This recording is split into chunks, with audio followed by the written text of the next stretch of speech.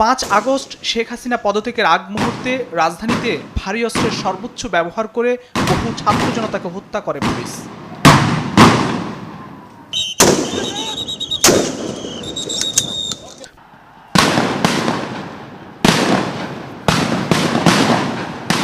বেলা 12টায় চানখারপুলে নিরস্ত্র ছাত্র জনতার উপর চাইনিজ রাইফেলে মুহুর্মুহু গুলি ছুটছে পুলিশ। খোদ রাজধানীতে দিনে দুপুরে বৈষম্য বিরোধী ছাত্রদের ঢাকা টু লং মার্চ ঠেকাতে ভারী অস্ত্রশস্ত্রে বৃষ্টির মতো গুলি ছোড়া হয় নিরীহ ছাত্র জনতার উপর।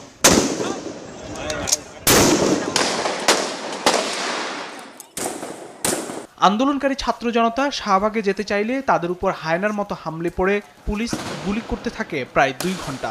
পুলিশের এই ঊর্ধ্বতন কর্মকর্তাকে নিরস্ত্র আন্দোলনকারীদের উপর গুলি চালাতে বারবার নির্দেশ দিতে দেখা যায়।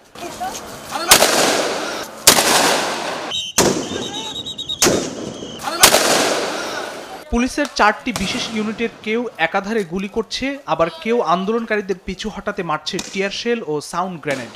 বিপরীতে আন্দোলনকারীদের বেশ কয়েকজন গুলিবিদ্ধ হয়ে মাটিতে লুটিয়ে পড়লেও থামছে না পুলিশের গুলি।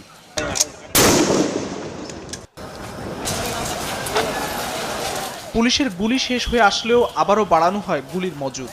এ সময় পাশেই ঢাকা মেডিকেলে বাড়তে থাকে গুলিবিদ্ধ লাশের সারি। মানুষের লাশ ফেলে ঘাতক পুলিশ সদস্যরা নানা বাজে মন্তব্য করতে থাকেন। একই সময় রাজধানীর যাত্রাবাড়ির পরিস্থিতি আরও ভয়াবহ। ছাত্রদের মার্চ টু ঢাকামুখী লাখো জনতাকে ঠেকাতে পুলিশ কয়েকশো সদস্য ও সাজোয়া যান নিয়ে হঠাৎ করে হামলে পড়ে গুলি বর্ষণ করতে থাকে। নিরস্ত্র আন্দোলনকারীদের উপর কয়েক হাজার রাউন্ড গুলি করে মুহূর্তে কেড়ে নেয় প্রায় অর্ধশত মানুষের প্রাণ। যেন যাত্রাবাড়িতে চলছে পাশবিক হত্যাযজ্ঞ।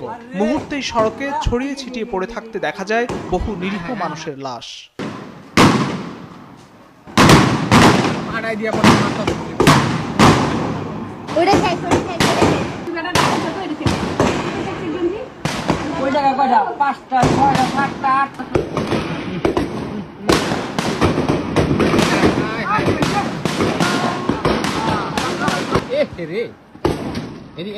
ভারী অস্ত্রে নির্বিচারে পুলিশকে গুলি ছুটতে দেখা যায় রাজধানীর রামপুরা আফতাবনগর এলাকায়ও। কারফিউ ভেঙে ঢাকা টু লং মার্চে ছাত্র জনতার অভ্যুত্থান রুখে দিতে পুলিশ গুলি করে রামপুরা, সাভার সহ দেশের বিভিন্ন প্রান্তেও।